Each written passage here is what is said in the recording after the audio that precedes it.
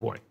Well, joining us now is a House Republican and also a Iraq and Afghanistan war veteran, Congressman Adam Kinzinger. Thanks very much for joining us tonight. You bet. Yeah, thanks, Jim. So let me just ask the most straightforward question, and that is America less safe today with General Mattis's departure, but also the decision to withdraw troops from Syria and now to draw down troops from Afghanistan? Yes. I mean, yeah, we're less safe. I think, does that mean tomorrow something bad's going to happen? Hopefully not. But what it does mean is Syria now is going to be given over to the Russians, and they're emboldened. It's given to the Iranians. Assad's emboldened. ISIS, which is not destroyed, is going to go recruit a whole bunch of more people because they just vanquished the United States of America. The president who ran on being this real tough guy that's going to just destroy ISIS gave up, it feels like. And then with these rumors about Afghanistan, it's unbelievable to me at a time when we're supposed to be negotiating with the Taliban that maybe he would signal withdrawal. Anything you know about instruments of power and how diplomacy works, it doesn't work by removing a military threat. And in 2 cases, in 2 days, that was done. So I don't understand. I guess somebody the rumor is Rand Paul got in his ear and overruled all of his national security team. There's going to be major consequences to this. Yeah, and I should say, CNN is reporting tonight that drawdown is a reality. I wonder, this is a really singular moment here because you have a senior administration official who resigned in protest. He didn't walk out and give some background quotes months later. He left and he put a flag in the ground as he left.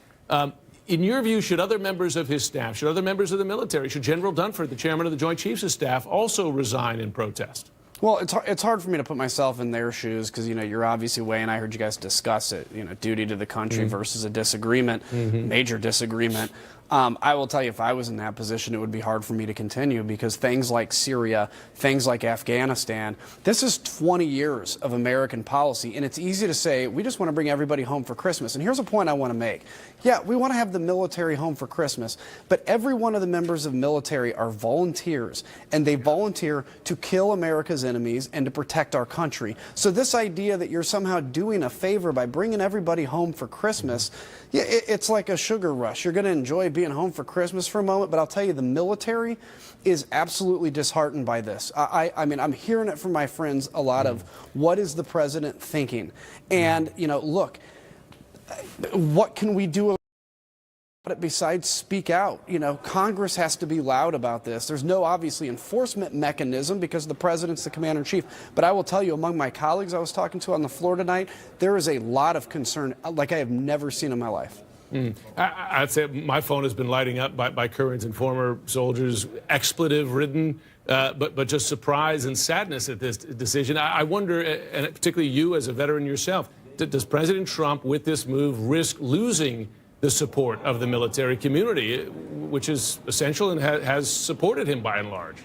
The military will always obey the commander-in-chief, so that's important to keep in mind. But in terms of their morale, in terms of whether they think the commander-in-chief is making the right decisions, I'm sure there are some, because there are some that are sympathetic in the military that are sympathetic to all kinds of viewpoints. But I will tell you, by and large, there is a lot of confusion reigning among my friends in the military, among other people I've talked to in the military, which is, look, we had Iran on their heels. We had ISIS on their heels with 2,200 troops in Syria, a relatively small investment, and he gave it up because he thinks there's riots on the street against Syria. There's not.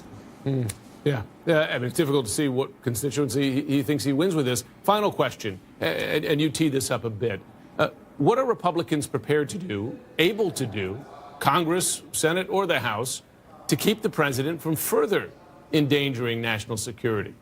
Well, that's a question I can't answer right now because, frankly, the president, and I said this whether it was President Obama or President Trump, is vested a lot of power in the Constitution. So what he's doing is not violating the Constitution. But what we can do is maybe through resolutions, letters, speaking out, make our voice heard. And that's why I've been extremely, active on this in the last 24 hours, because we have to hear the other side of this. We have to talk about what is at stake with this and hope the president changes his mind and hope the people around him can get into his ear and he ignores for one Rand Paul view of this party, which is not a Republican view. It's a libertarian view. It's masquerading as republicanism, and it's very dangerous. There's a reason libertarians get about 2% in every national election, because 98% of American people realize that's a crazy foreign policy.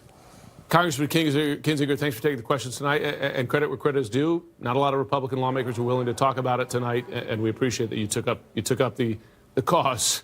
Thanks very much.